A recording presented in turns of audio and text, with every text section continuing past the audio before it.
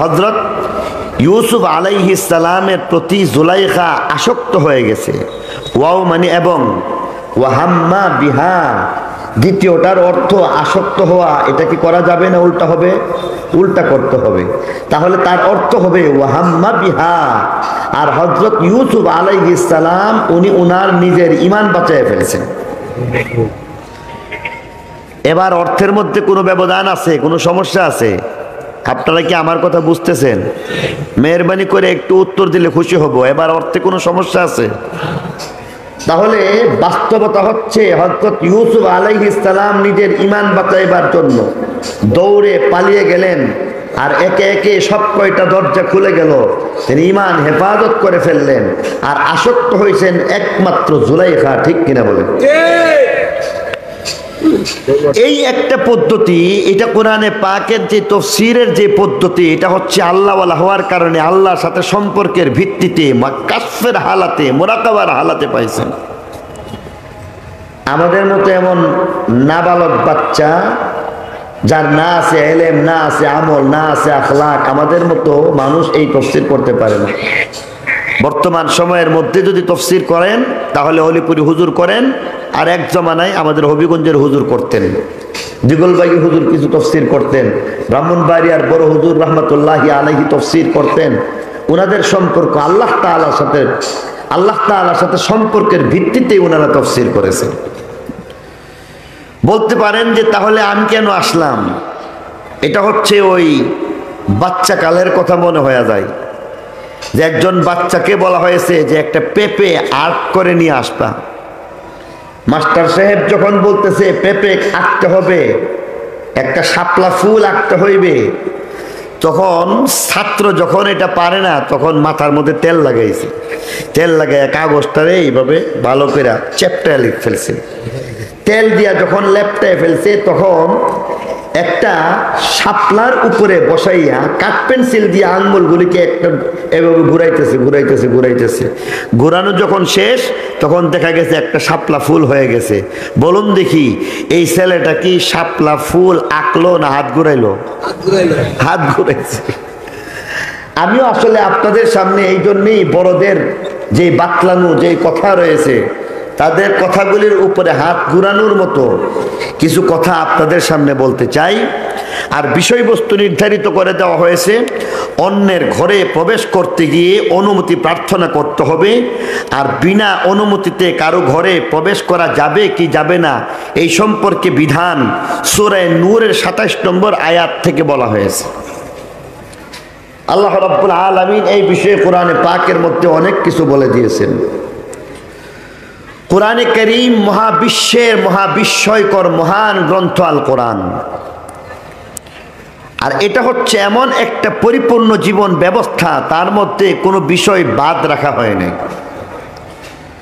বড় বড় বিষয় বলে দেওয়া হয়েছে, সেই বড় বড় বিষয় সবাই বলতে পারে। মাঝারি পর্যায়ের বিষয়গুলি বলা হয়েছে, এটাও হয়তো কোথাও পাইবেন। ছোট্ট ছোট্ট বিষয়গুলিকেও বাদ দেওয়া হয় নাই, এটা হচ্ছে পূর্ণতার পরিচায়ক।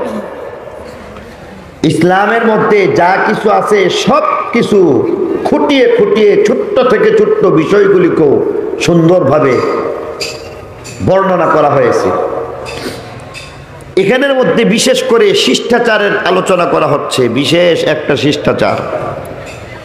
সেই শিষ্টাচারের আলোচনাও এখানের মধ্যে বাদ দেওয়া হয় নাই, বরং ইসলামের মধ্যে যে শিষ্টাচারের যে বিধান এগুলি বড় চমৎকার, কোনো একটা বিষয়কেও বাদ দেওয়া হয় নাই। আবু দাউদ শরীফের এক রেওয়ায়াত, যে রেওয়ায়াতের মধ্যে বেঈমান কাফের আল্লাহ নবীর দরবারে গিয়া বলতেছেন, সাহাবীকে গিয়া বলতেছেন, এই শোনো, তোমাদের নবী নাকি কিভাবে ইস্তেনজা করতে হয় এটাও শিখাইয়া দেয়। অবশ্যই।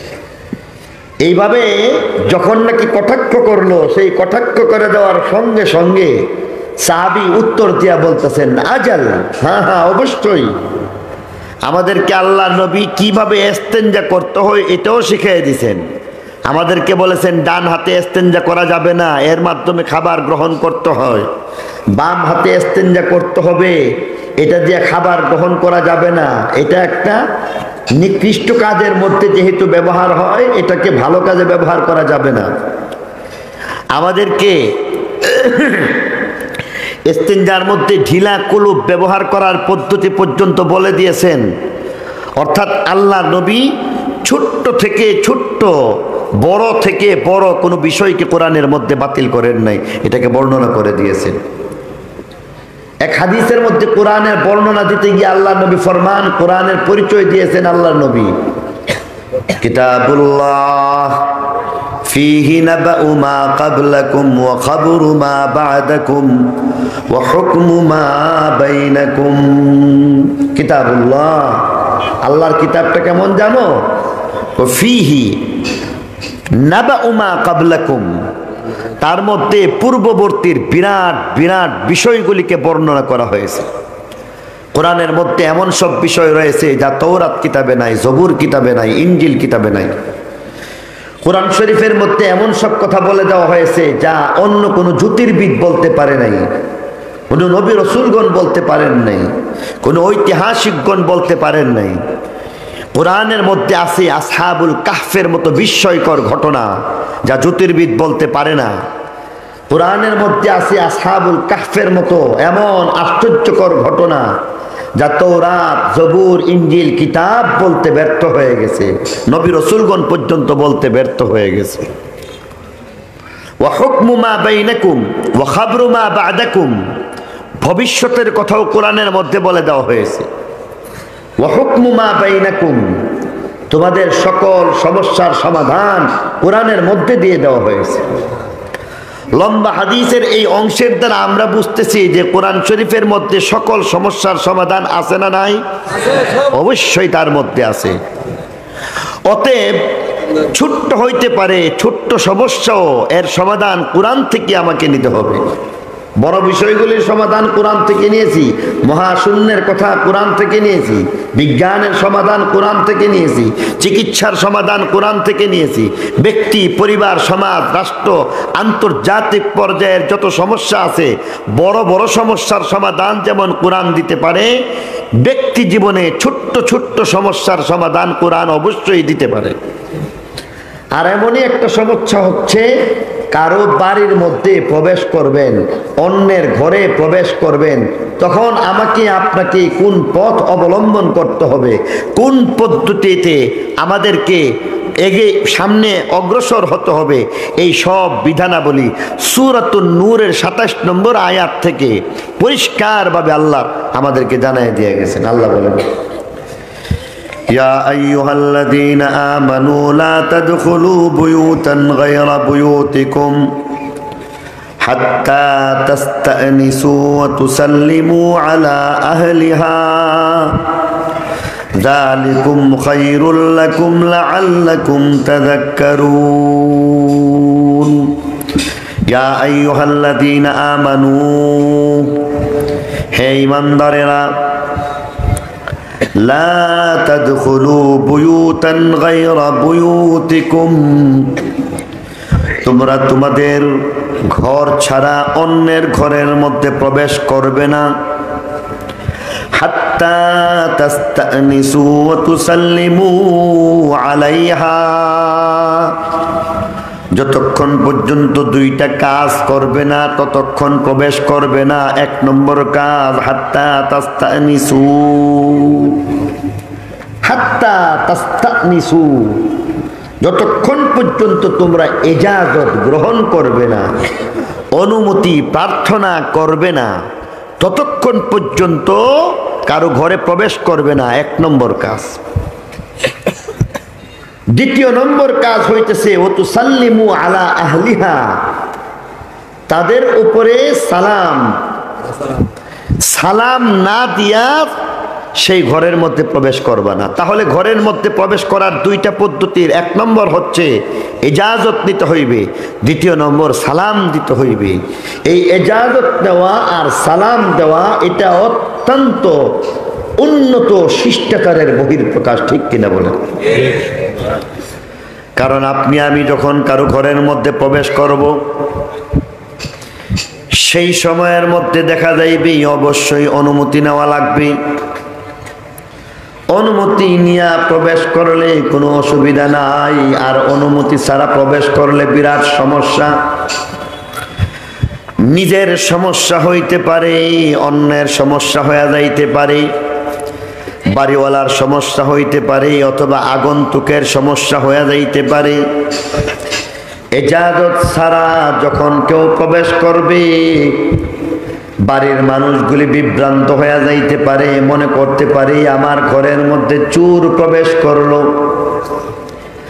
আমার ঘরের মধ্যে ডাকাত প্রবেশ করলো, আমার ঘরের মধ্যে কোনো না কোনো ক্ষতি সাধন করার জন্য এমন ভাবে চুপ করে প্রবেশ করে ফেলল।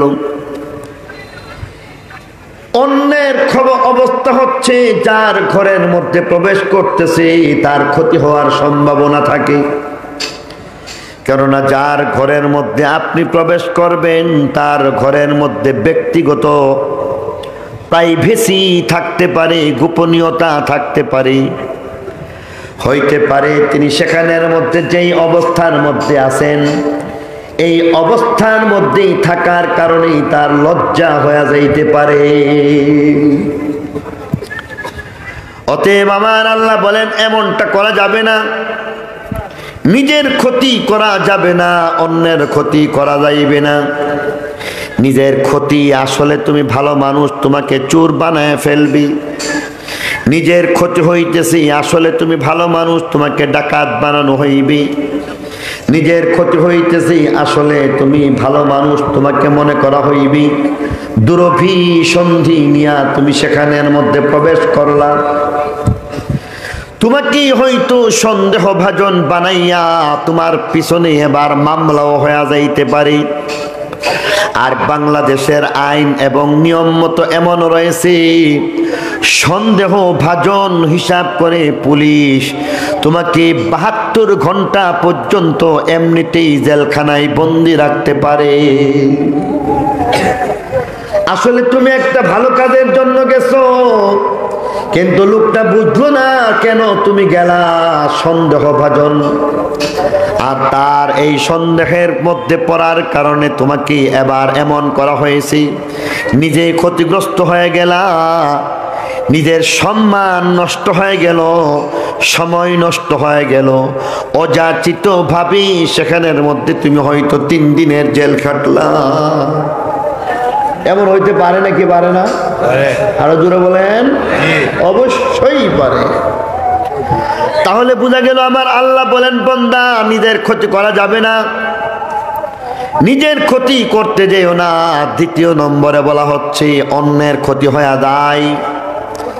1 নম্বর, সেখানের মধ্যে কেউ যদি এমন ভাবে আরাম করতেছিল, মনে করতেছিল জানালা বন্ধ, দরজা বন্ধ, দরজা জানালা বন্ধ অবস্থার মধ্যে যদি কেউ থাকে, তাহলে তার ব্যক্তিগতভাবে যেইভাবে মনে চায় সেইভাবে ঘুমাইতে পারে। তবে উম্মতের জন্য নবীর শিক্ষা হচ্ছে, তুমি যখন একা নীরব কামরার মধ্যেও অবস্থান করবে, তখনও তুমি আবরুর হেফাজত করবে। এটাই হচ্ছে নিয়ম। কিন্তু বেশিরভাগ মানুষ আবরুর হেফাজত করে না, বরং মনে করে কামরার মধ্যে একা আছি, কখনো কখনো লুঙ্গি সতর খুলে দেয়, কখনো কখনো এমন ভাবে নিজের পর্দার খেয়াল করা হয় না, মনে মনে চিন্তা করতেছেন এই ঘরের মধ্যে কেউ আসবে না। কিন্তু না না, সর্বাবস্থায় সতর্ক থাকতে হইবে।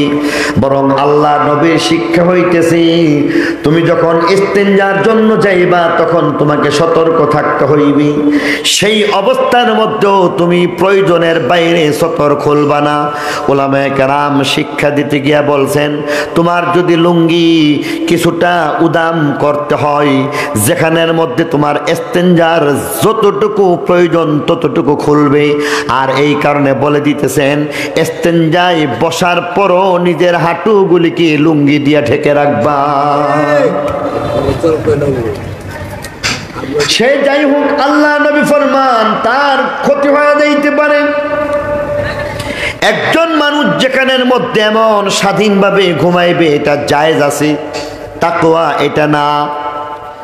আর সেখানের মধ্যে যদি জায়েজের উপর আমল করতে গিয়া আরামে ঘুমাইতে গিয়া যদি তার সতর খোলা থাকে, এই অবস্থার মধ্যে যদি কেহ এমনভাবে ঘরের মধ্যে প্রবেশ করি তার সতর দেখে ফেললো, একদিক থেকে সতর দেখার কবিরা গুনাহ নিজেরও হয়ে গেল, অপর দিক থেকে যেই ব্যক্তির সতর খোলা অবস্থায় পাইল এই মানুষটার মনে এমন লজ্জা হয়ে গেল, এমন শরম হয়ে গেল, কখনো তার দিকে তাকাইয়া কোনোদিন স্বাভাবিকভাবে তাকাইতে পারবে না, বরং লজ্জা পাইবে। মনে হয়ে যাবে আহারে তার সামনে আমার সতর খুলে গেছিল, নিজের সতর খোলার অবস্থাটা হয়ে যাইতেছে। তাহলে বোঝা গেল আরেকজনের ইজ্জত নষ্ট হয়ে গেল। তাহলে এক নম্বর ইজাজত নিতে হইবে নিজের ইজ্জতের হেফাজতের জন্য, দ্বিতীয় নম্বর ইজাজত নিতে হইবে অন্যের ইজ্জতের হেফাজতের জন্য। নিজের ইজ্জত অনুমতির মাধ্যমে হেফাজত হয়ে যায়, অন্যের ইজ্জত অনুমতির মাধ্যমে হেফাজত হয়ে যায়, ঠিক কিনা বলেন? এই কারণে আমার আল্লাহ বলেন হাত্তা তাস্তানিসু,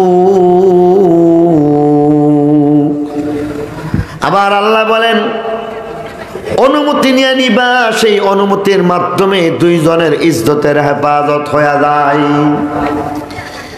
দ্বিতীয় নম্বর তার আরো একটা ব্যাখ্যায় বলা হইতেছে হাত্তা তাস্তানিসু, তার দ্বিতীয় আর একটা অর্থের কথা কোরআনে পাকের তাফসীরের মধ্যে বলা হয়েছে, যেখানের মধ্যে বলা হয়েছে তাস্তানিসু, তার অর্থ হইতেছে তুমি এমন ভাবে প্রবেশ করবা যেখানের মধ্যে তোমার আগমন সম্পর্কে তার বার্তা জানায় দিবা। তুমি আসতেছো সেই জিনিসটা তার ইলমের মধ্যে থাকবে, সে জানতে পারবে আমাকে আমার ঘরে কেউ আসছে। এই অবস্থাটা এই জন্য করতে হইবে,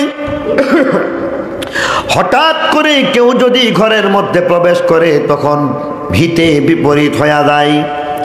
কেমন হিতে বিপরীত হয়ে যায়? যেমন মনে করেন কেউ যদি হঠাৎ ঘরের মধ্যে প্রবেশ করে, আগে থেকে জানান দেওয়া হইল না, আর হঠাৎ প্রবেশ করার কারণে যেই মানুষটা ঘরের মধ্যে অবস্থান করতেছে হইতে পারে একজন আগন্তুক হঠাৎ ঘরের মধ্যে প্রবেশ করার কারণে ভয় পাইয়া যাইবে।